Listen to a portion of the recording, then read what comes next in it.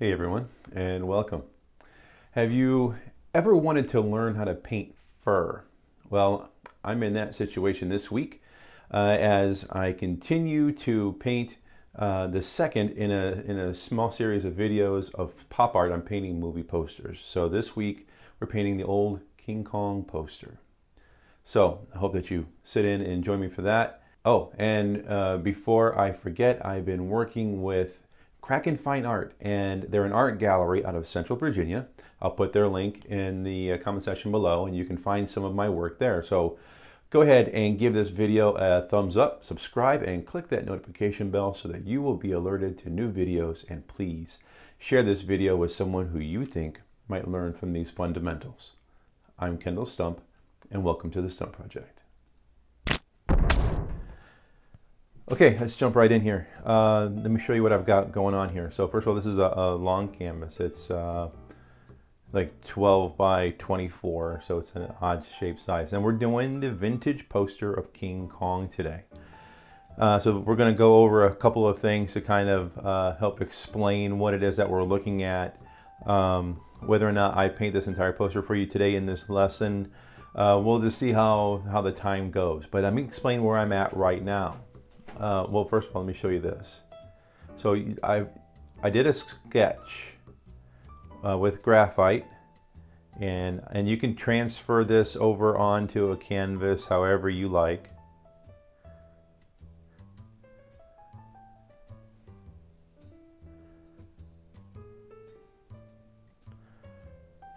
You can use carbon paper, where you just sketch something out on paper, and then you can put carbon paper on the back of that, and then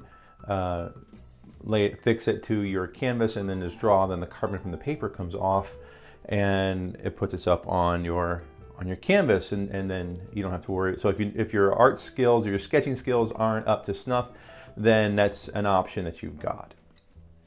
So I sketched this onto the canvas. I gave it a wash of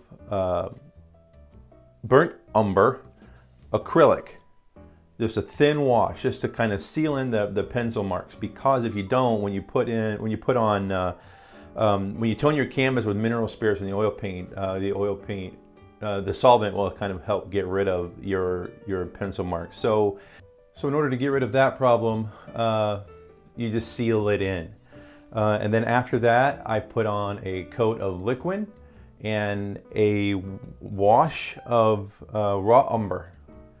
And what you see here is I've taken a paper towel, and I've pushed back all of the areas that are lighter. I've left the darker areas. Again, it's to give me a visual reference, a visual cue on where the shadows and everything are going to be. Now I did that part of that with my pencil sketching. I sketched in the shadows and I shaded them, but I wanted some of the umber to be more prevalent in those areas when it goes to mix on the canvas. So when we talk about painting fur, we're not painting fur flat. We're not playing. This isn't a flat 2D object. This is something that represents volume. So let's take a quick look at what that means. Let's see if I can get this to show up. So we'll look at the forearm right here, and when you look at things like this, we can look at things in volume. So if you imagine this to be, and this is where your perspective comes in, right? The perspective, well, since we can see the top. Lower the camera a little bit right here, so you can see the top of the building that King Kong is sitting on, and you can come up here and you see the bottom of his arm. So you know the horizon line is going to be somewhere in between. So we're going to fix the horizon line. We're going to assume that it's right around in here. This is where the natural horizon would be. Now, we're not necessarily going to see it in this illustration, this painting, but I mean, that's kind of where you want to go. And the reason why you want to establish that is for when you're putting together volume. So if we imagine his arm is made up of a cylindrical object, we can pretend that it's, I think you can kind of see that.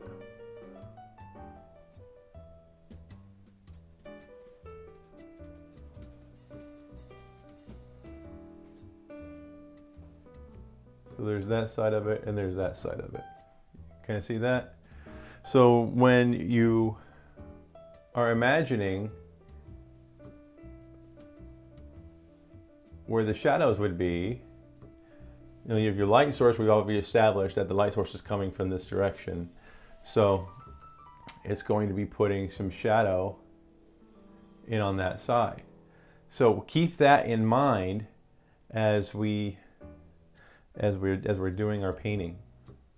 I'm going to use a couple different size brushes today. One I'm going to use to bulk things in, and then we'll use a little bit smaller one. And I think I'm going to use Filbert's today. Filbert's brushes are like these. They're kind of like flats, but they have a rounded end.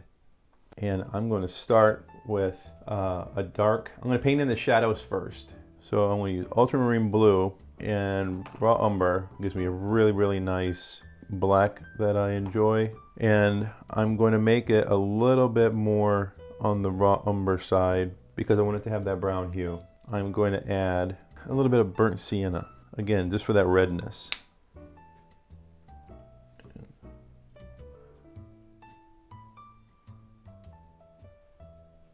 And I'm just going to go in and I'm just going to block in shadow areas.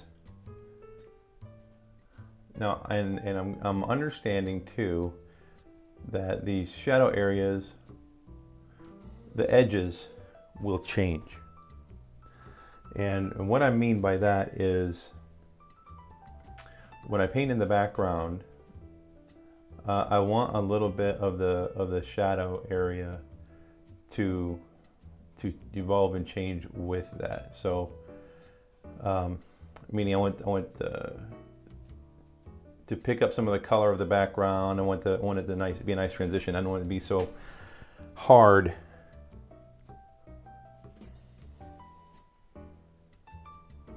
Now these kinds of paintings, they generally don't, they take longer than regular canvas painting or landscape paintings that I have been doing in the past.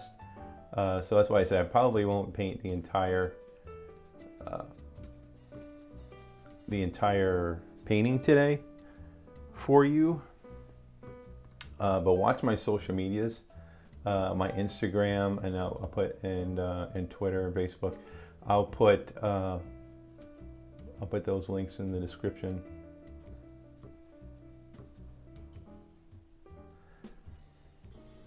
And you can see the final piece there.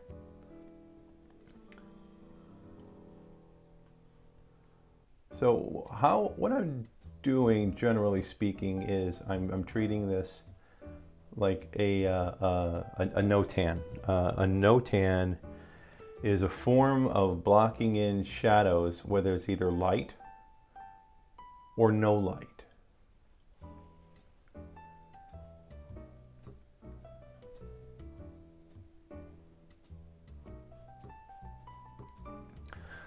So that's what I'm doing. I'm blocking in the areas that are in no light, and you can. It's up to you really to determine how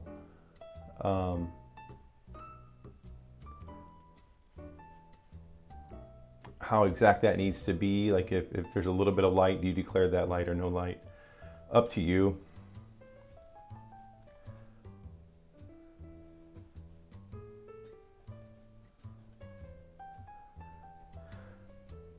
I'm putting in the darkest shadows right now, so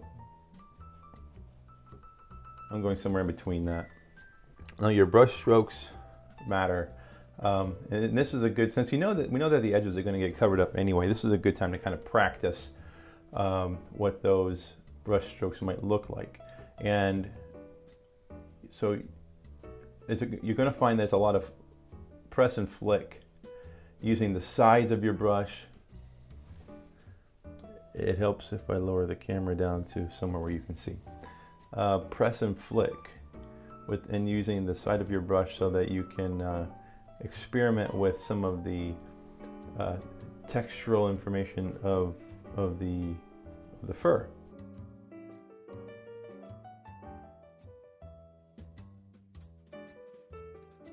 But you won't get too much of that information right now in this because we're just blocking in the shadow.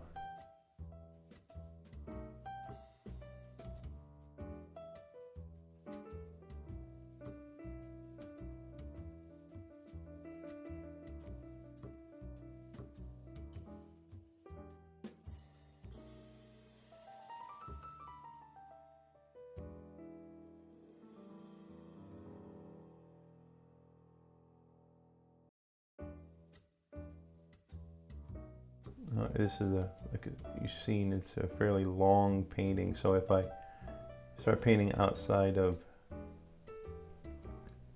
your viewing area, I apologize. I'll try to correct that camera as we go. Have your reference with you so you can see as you're painting this. Your reference may not hold the same level as detail. I mean, your sketch may not hold the same level of detail as your reference. So in order to make sure that you're putting things how they need to be, because remember we talk about paint what you see, not what you think you know. And some of this stuff, like this area down here and all of the posters, his foot is obscured by the title. So I had to take a little bit of artistic license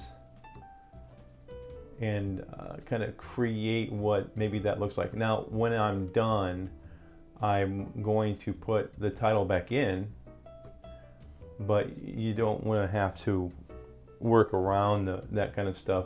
So go ahead and paint in everything that you think that you may need. And then if you cover it up, well, then you cover it up.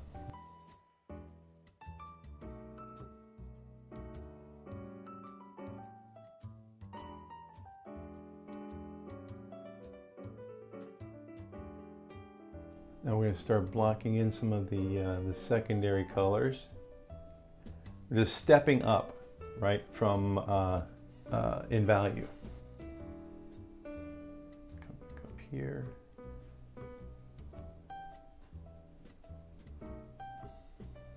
See, and now you can start to maybe,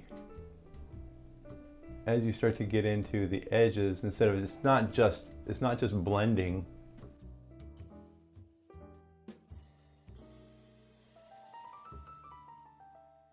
There's not just putting color down and then blending and softening the edges. The transition becomes the fur. And so you want to think about how that form is. How, like, kind of like how in when we're painting terrains, we think, in landscapes, we think the lay of the land. It's the same thing. You just have to decide the lay of the form and have your brush strokes go in that direction.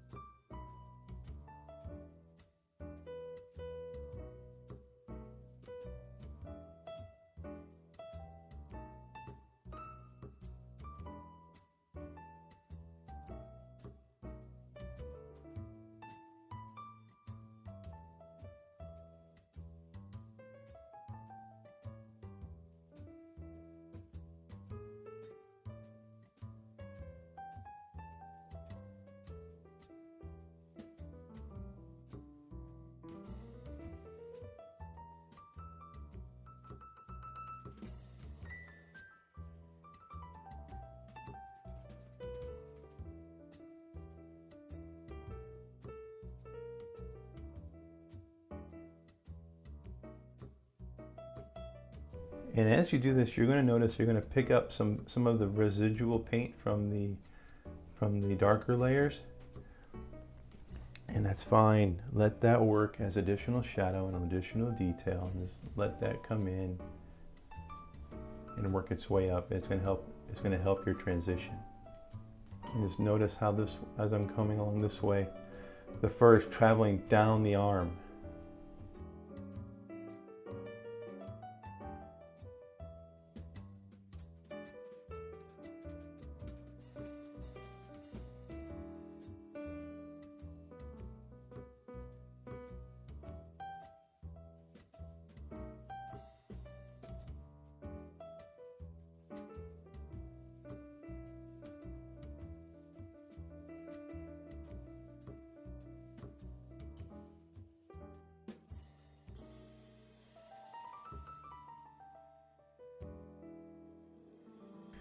Pay attention to the color values of your subject. Like in this, for example, there's a little bit more green in this yellow, so I have to pay attention to that. And some of it may be covered, it will get covered up. I won't say may, it will. But you'll want some of it to kind of come through. And this, again, is going to go according to your style too. You have a certain amount of artistic license that you can take when you're recreating some of these things, especially when you're learning. I mean, you don't try to be something that you're not. Don't try to be someone that you're not.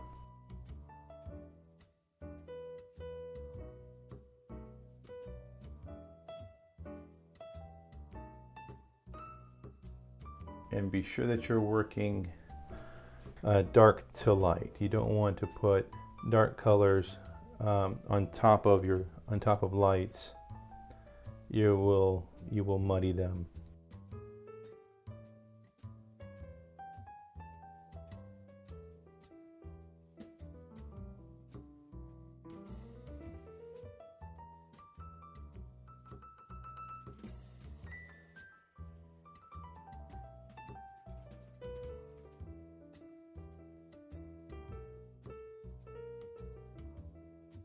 Okay, and right now, again, I'm just stepping my values.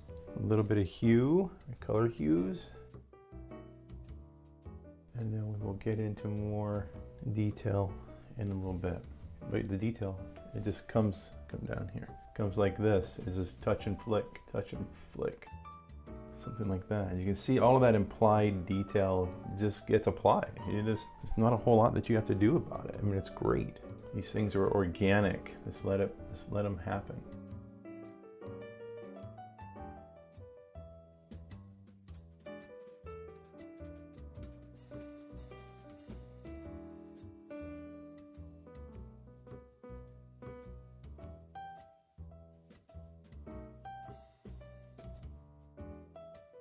See, and this right here is why we tone the canvas too. It helps you see your highlights more clearly if you have a neutral, so you can see that this highlight isn't necessarily as bright as you might want it.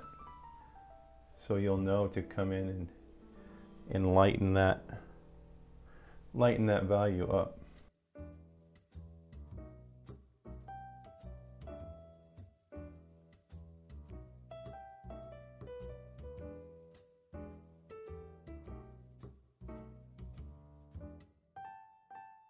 See, here's just a good example of how those fur clusters will just happen. This touch and flick of the brush, it just brings it out, and you can see the brush strokes in there. You can see all that stuff. It just makes it look so nice. So it's not necessarily as hard as what you would think that it would be, and then it's up to you to decide what kind of detail you want. And you can notice I'm turning my brush.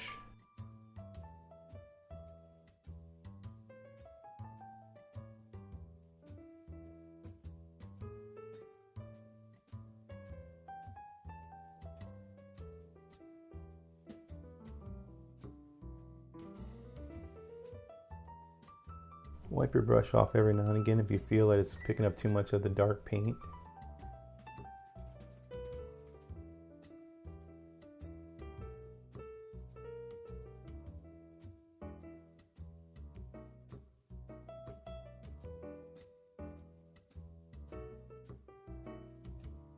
And then when we put the background in, you'll have to come back over some of these edges and edge bits of fur and stuff, because you'll want to paint over some of that.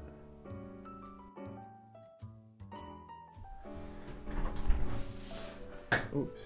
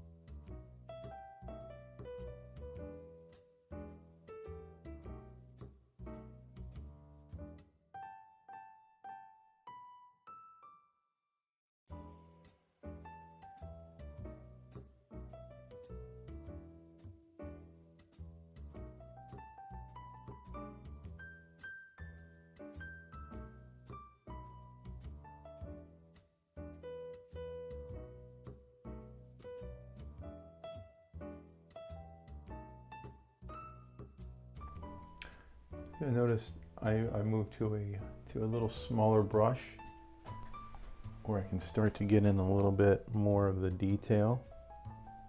As you touch and flick and touch and flick.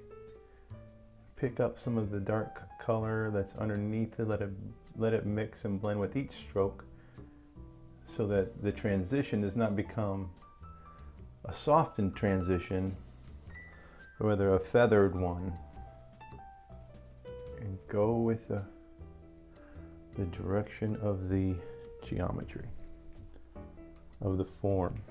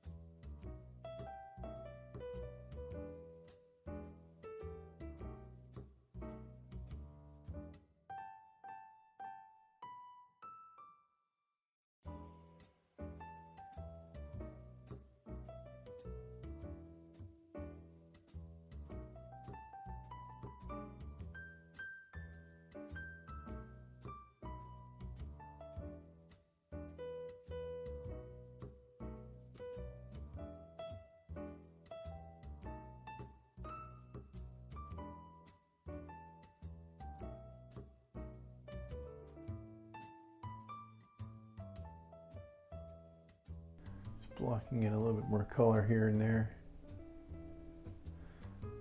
We'll cover some of this up.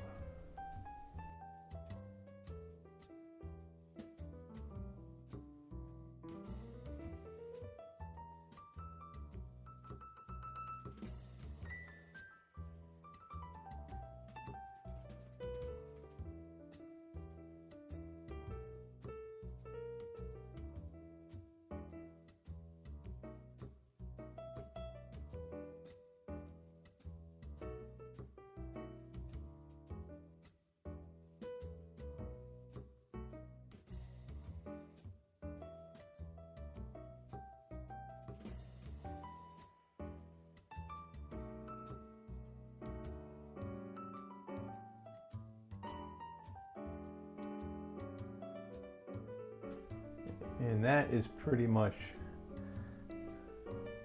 I think that's as far as we're going to go today. So as you can see, fur is relatively easy to paint. Just take your time and keep into consideration the direction that the geometry that you're putting the fur on is taking. You want to make sure you match that up, otherwise it's just not going to look right. Play with your brush strokes. That's very, very important. And I will finish this piece up and I will be posting it on social media.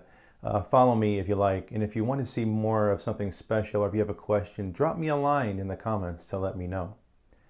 Keep studying, keep practicing, and go on and create something awesome.